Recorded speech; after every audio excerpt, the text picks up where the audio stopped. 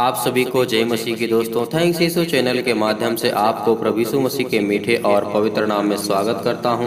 मैं मानचंद भारती आज मैं इस वीडियो में आपसे बात करूंगा और आपको सिखाऊंगा प्रार्थना कैसे करना है। देखिए, परमेश्वर से बात करना ही प्रार्थना कहलाता है। आप इसे दूसरी भाषा में भी कह सकते हैं, परमेश्वर से बात करना। यीशु मसीह किस तरीके से से हमको कहा है और हमको संदेश दिया है वचनों के द्वारा कि आप भी अगर प्रार्थना करते हैं तो इन वचनों के द्वारा, और जैसे मैं करता हूं वैसे आप भी कर सकते हैं। देखिए, आज मैं इसी वीडियो में प्रार्थना के बारे में बात करूंगा आपसे। तो चलिए हम वीडियो को शुरू करते हैं ज़्यादा टाइम और समय ना लेते हुए। देखिए, पहला वचन होगा हमारा। इससे पहले हम आपसे कुछ रिक्वेस्ट करना चाहते हैं। अगर आपने अभी तक इस चैनल को सब्सक्राइब नहीं किए तो प्लीज़ सब्सक्राइब करें और बेल आइकन को जरूर प्रेस करें और दोस्तों तक इसे जरूर पहुंचाएं। चलिए हम इस वीडियो को शुरू करते हैं। आज का जो हमारा पहला वचन होगा, पहला तीमुथियुस अध्याय 2 और वचन नंबर 5। देखिए, आपको विश्वास करना होगा कि परमेश्वर एक है, क्योंकि परमेश्वर एक ही है और परमेश्वर और मनुष्यों के बीच में भी एक ही बिचवाई करने वाला है। अर्थात कौन है? प्रभु यीशु मसीह, वो जो मनुष्यों के रूप में हमारे साथ रहे इस संसार में। देखिए, हमको ये विश्वास होना चाहिए और होना नहीं चाहिए, 100% होना चाहिए। देखिए, परमेश्वर कहते हैं कि अगर तुम मुझ पर विश्वास करते हो तो आपको पता होना चाहिए कि सिर्फ मैं इकलौता परमेश्वर हूँ। आपको ये आपके दिल में, आपके जहन में, आपके दिमाग में ये आपका विश्वास होना चाहिए आपके अंदर कि परमेश्वर सिर्फ एक है और वो भी सच्चा है। वो कौन है? प्रभु यीशु मसीह। तो इसलिए इससे क्या होगा कि आपका माइंड होगा इधर उधर भटकेगा नहीं। तो आप इसी परमेश्वर से प्रार्थना करेंगे। कौन? प्रभु यीशु मसीह से। अगला वचन हम देखेंगे किस तरीके से प्रभु यीशु मसीह अपने समय में प्रार्थना किया करते थे और हमको किन वचनों के द्वारा हमको प्रेरित किए हैं कि आप भी इन वचनों के द्वारा प्रार्थना कर सकते हैं। देखिए, लिखा है जो मत्ती पुस्तक अध्याय 6 और वचन नंबर पढ़ेंगे यहाँ पे 9 से लेकर के 13 तक। इसमें लिखा है, पहले हम पढ़ेंगे 9। लिखा है, सो तुम इस रीति से प्रार्थना किया करो, हे हमारे पिता तू जो स्वर्ग में है, तेरा नाम पवित्र माना जाए। देखिए, परमेश्वर कहते हैं सो तुम इस रीति से प्रार्थना किया करो कि हे पिता तू जो स्वर्ग में है, तेरा नाम पवित्र माना जाए। आपको पहले विश्वास करना होगा कि हमारा जो पिता है वो स्वर्ग में है, हम उसको धन्यवाद करते हैं। अगला वचन पढ़ेंगे 10। लिखा है, तेरा राज जाए, तेरी इच्छा जैसे स्वर्ग में पूरी होती है वैसे इस पृथ्वी पर पूरी हो। इस वचन का कहने का मतलब है हम ये स्वीकार करते हैं कि परमेश्वर तुम मेरे साथ हो और तुम सच्चे और पवित्र परमेश्वर हो। तेरा राज जाए, तेरी इच्छा जैसे स्वर्ग में पूरी होती है वैसे ही हम मनुष्यों के द्वारा इस पृथ्वी पर आपकी इच्छा पूरी हो। हम अगला वचन पढ़ेंगे 11। लिखा है, हमारे दिन भर की रोटी आज हमें दे, हमारी आज दिन भर की रोटी हमें आज दे पिता।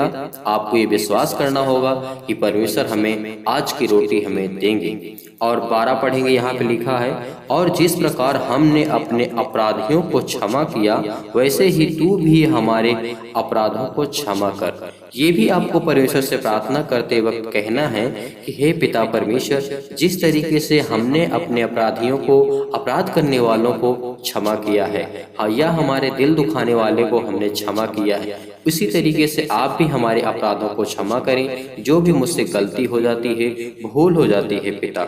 अगला वचन पढ़ेंगे, लिखा है 13 में पढ़ेंगे, और हमें परीक्षा में न ला परंतु बुराई से बचा, क्योंकि राज्य और पराक्रम और महिमा सदा तेरे हैं। आमीन। देखिए, परमेश्वर से आप प्रार्थना करते वक्त आप ये कह सकते हैं कि पिता हमें परीक्षा में न ला, क्योंकि आप हमारी सहायता करते हैं, आप हमारी मदद करते हैं। तो आप हमें सही डायरेक्शन, सही दिशा और सही रास्ता हमें दिखाएं पिता परमेश्वर, कि हम इन पापों से बच सकें। ऐसा कोई व्यक्ति नहीं है इस संसार में जिसने पाप ना किया हो, लेकिन आप परमेश्वर से प्रार्थना करेंगे, परमेश्वर से कहेंगे पिता हमारे हर अपराधों को क्षमा कर पिता। हम धन्यवाद करते हैं क्योंकि हम आपके बेटे और बेटियां हैं। अगला वचन हम पढ़ेंगे याकूब की पुस्तक अध्याय 1 और वचन नंबर 17 पढ़ेंगे। लिखा है, क्योंकि हर एक अच्छा वरदान और हर एक उत्तम दान ऊपर से ही है और ज्योतियों के पिता की ओर से मिलता है, जिसमें ना तो कोई परिवर्तन हो सकता है और ना कोई अदल बदल के कारण उस पर छाया पड़ती है।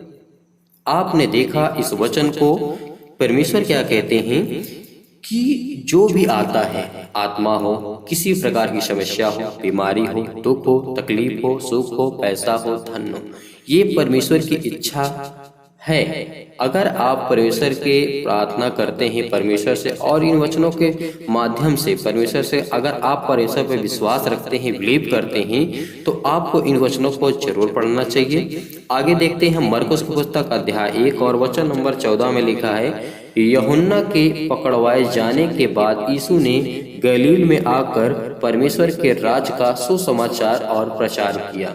देखिए, परमेश्वर यूहन्ना के पकड़वाए जाने के बाद परमेश्वर का राज्य यीशु ने किस तरीके से प्रचार किया। हमको परमेश्वर के राज्य को बढ़ाना है और हम सबको मिलकर के, मसीह भाई बहनों को मिलकर के परमेश्वर के राज्य को आगे बढ़ाना है और विश्वास के साथ हम प्रार्थना करेंगे और हमें हर तकलीफ दुख से परमेश्वर आजाद करेंगे।